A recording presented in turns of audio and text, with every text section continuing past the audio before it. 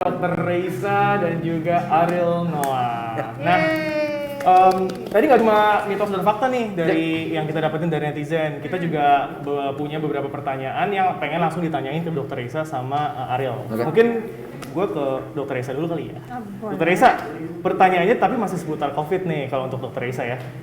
Ada pertanyaan dari @Airin Aprila. Hai Airin. Dia nanya apakah ibu hamil aman untuk melakukan vaksin COVID-19? Kapan baiknya divaksinasi?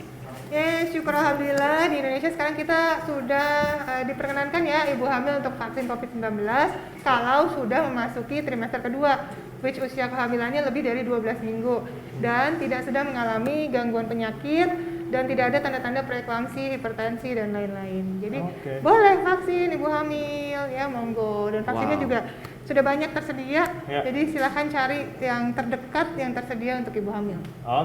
Kalau ibu hamil aja boleh berarti udah aman banget dong ya? Betul sekali.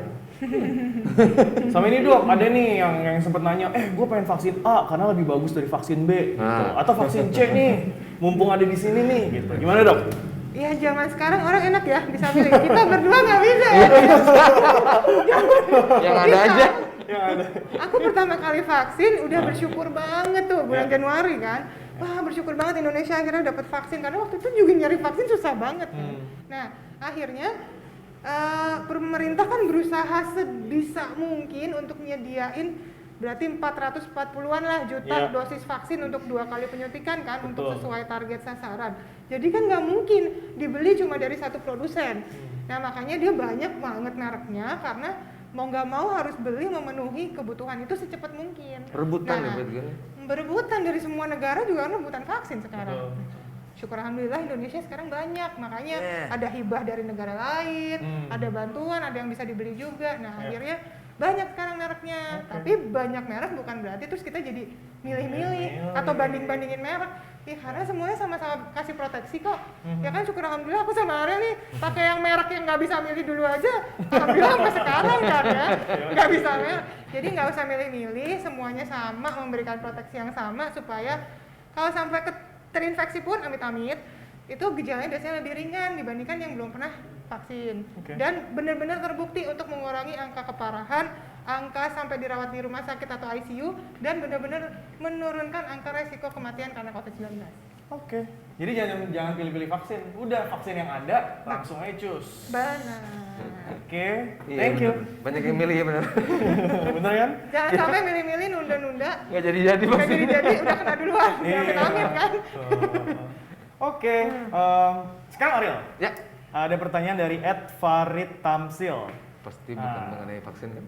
Enggak seputar vaksin nih. Enggak ada pertanyaan seputar DNA lagi, tenang aja. Apa sih dampak dari pandemi yang mempengaruhi segi kreativitas sebagai Ariel sebagai musisi atau pekerja seni? Sebenarnya kalau segi kreativitas nggak berubah sih sebetulnya. Jadi kreativitas kita malah jadi di challenge sebetulnya gitu. Karena kita terbiasa dengan pekerjaan yang biasa. Terus tiba-tiba ada satu keadaan yang bikin kita akhirnya malah kreativitas itu kan biasanya ada pas ada masalah kan gitu. Biasanya kalau nggak ada masalah tuh ya gitu-gitu aja gitu, caranya tuh gitu lagi. Tapi begitu ada masalah jadi lebih kreatif.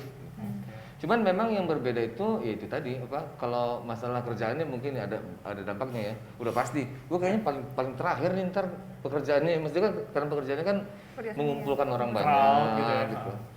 Jadi kalau itu terutama buat musisi yang lain juga itu mungkin itu. Tapi kalau dari segi kreativitasnya sih nggak bermasalah sebetulnya.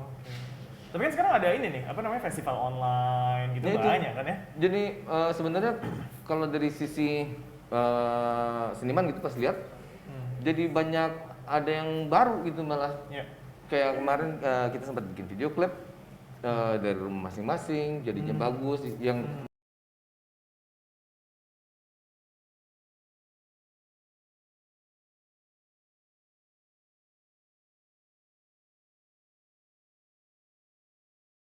kalau kreativitas sih sebetulnya harusnya nggak kena ya. Sip. Thank you Ariel. Jadi tetap kreatif ya selama di rumah juga ya. Nih pertanyaan terakhir buat Dr. Reisa nih. Ada dari @Lia Mahliani. Hai Lia. Apa yang harus saya lakukan bila teman saya positif COVID-19 dan kemarin saya habis ketemu dia? Kamu. Oke, ini jawabannya serius dong. Serius dong. Jangan kabur ya. Jadi kalau kita sempat ada teman kita, jangan terpapar dulu. Oh, iya. Kalau kita sempat kontak erat dengan orang yang sudah terkonfirmasi positif, kita harus melakukan pemeriksaan diri kita juga. Dan selama menunggu pemeriksaan itu, kita harus karantina, namanya karantina mandiri. Kalau udah terpapar, namanya isolasi mandiri. Kalau belum pernah, tapi kontak erat, belum tahu nih beneran konfirmasi positif ketularan atau enggak, namanya karantina. Nah, karantina ini harus dilakukan minimal 5 hari. Jadi kalau misalnya baru kemarin, ya, jadi Jangan kita langsung tes. Jangan langsung tes, sekarang percuma. Tetap harus karantina dulu, nanti di hari kelima dilakukan tes. Nah, kalau hasilnya negatif, ulang lagi 3 hari kemudian. Jadi karantinanya 5-8 hari. Nah, tapi kalau ternyata konfirmasi positif ketularan juga di hari kelima, ya udah. Itu bener-bener. Mau nggak mau lanjutin Isolasi. isolasi. Kalau misalnya bisa isolasi mandiri di rumah, ya udah. Tapi kalau enggak, harus lapor dokter ya. Jadi setiap orang yang udah terkonfirmasi positif sama hasil lab, harus lapor ke dokternya. Supaya dokternya yang nentuin, kamu bisa isolasi mandiri di rumah, atau harus diisolasi mandiri yang terpusat oleh pemerintah, atau harus di rumah sakit. Karena kadang-kadang suka telat jadinya. Belum muncul nih gejalanya. Ya kan, aku sehat-sehat aja kok, kayaknya bisa lah isolasi mandiri sendiri gitu ya. Tapi ternyata parah kan, perjalanan penyakitnya belum tentu berapa hari kemudian masih sama kayak sekarang. Jadi habis itu harus dilanjutkan untuk perawatan yang lebih intensif. Jadi begitu positif, orangnya juga harus dilakukan perawatan, sekitarnya harus di tracing namanya, untuk mendapatkan treatment yang tepat. Oh, tes keduanya yang 3 hari. Aku tuh sempet nanya soalnya gue. Sempet nanya soalnya kan ada yang bilang 3 hari, ada yang bilang berapa hari. Pas itu nanya, dok ini sebenarnya berapa hari ya setelah sempet kontak kan soalnya satu ruangan gitu sama yang positif. Jadi 5 hari ya? 5 hari. 5 hari isolasi, baru tes karantina. Karantina, sorry. 5 hari karantina, habis itu baru tes, habis itu 3 hari lagi kemudian kalau udah negatif pun. Diulang, gitu. Maksimal 5 hari. Yes. Tapi ada chance gitu, dok ya, setelah yang tes pertama, terus yang kedua, let's say yang pertama negatif, yang kedua positif. Bisa. Bisa banget ya? Bisa banget. Baru keluar gitu kan, baru bisa terdeteksi, itu bisa. Makanya harus begitu. Siapa tuh false gitu ya? Nah, bisa namanya. jadi kontak erat juga ya, kriterianya harus tahu ya. Kontak erat itu artinya kita ketemu sama orang itu berinteraksi langsung lebih dari 15 menit dengan jarak kurang dari 2 meter. Itu udah termasuk kontak erat. Ya, jadi ya kalau ngobrol kayak gini kita kontak erat loh. Tapi kita pakai masker sih, jaga jarak sih. Protokol kesehatan tetap ketat ya? Tetap ketat ya. Oke, thank you Dr. Isa. Pertanyaan terakhir nih untuk Ariel. Ya. Dari @SP Pratama. Apa yang bisa dilakukan pekerja seni agar tetap bisa produktif di masa pandemi? Wah, ini sulit sebetulnya ngejawabnya karena tiap orang beda-beda kan ya. Jadi maksudnya ya kalau Noah sendiri itu memilih untuk tetap rekaman karena kita bisa berinteraksinya kan lewat online sekarang. Jadi mungkin itu satu-satunya cara sementara waktu ini. Jadi kita tetap bikin karya,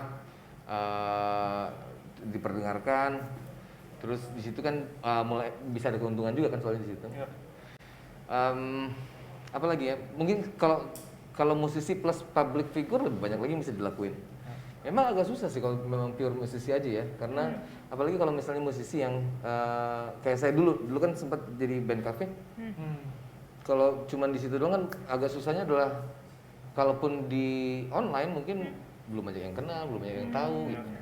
Jadi sebenarnya kalau untuk apa yang harus dilakuin, gue cuma bisa ngasih taunya sedikit itu doang, satu pihak aja sih sebetulnya. Kalau misalnya mikirin, oke, kalau Ariel enak misalnya, orang tahu banyak, jadi keluarin satu, istilahnya keuntungannya banyak gitu atau apa gitu. Tapi kalau misalnya nggak ada yang tahu, gue mau ngapain lagi biasanya tiap ini gitu. Nah itu gue bisa jawab kalau itu. Itu gue bisa jawab. Tapi jangan patah semangat lah. Ya.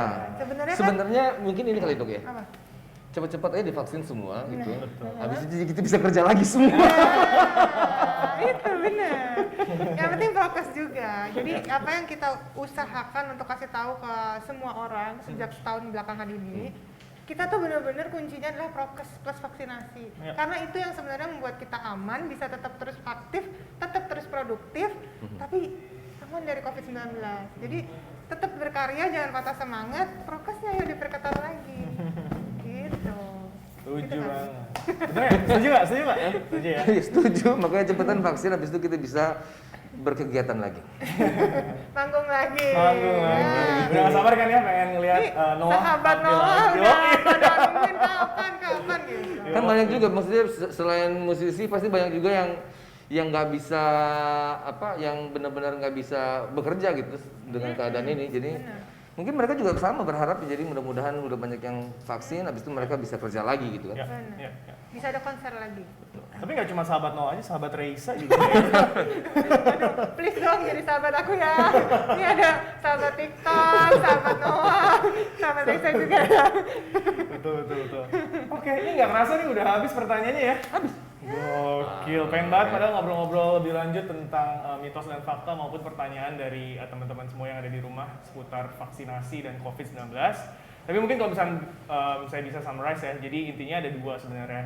Untuk bisa tahu informasi ini benar atau enggak, tentunya harus bisa cek informasi yang kredibel dan akurat di informasi atau di site yang memang official gitu. Seperti yang tadi Dr. Isa bilang, covid19.go.id, semua informasinya ada di situ tuh.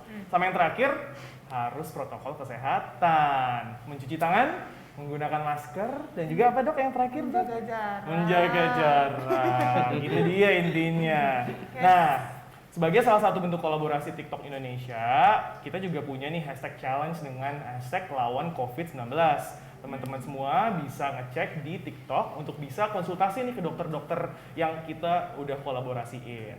Nah, pesan terakhir dong sebelum kita closing nih dari Dr. Reisa sama Ariel. Tapi Ariel dulu lah. Oke, Ariel dulu ya. Oke. Pesan terakhir buat Untuk teman-teman semua yang ada di rumah, ada nggak sih anjuran atau advice gitu buat teman-teman semua selama ini untuk menghadapi COVID-19 kayak gimana?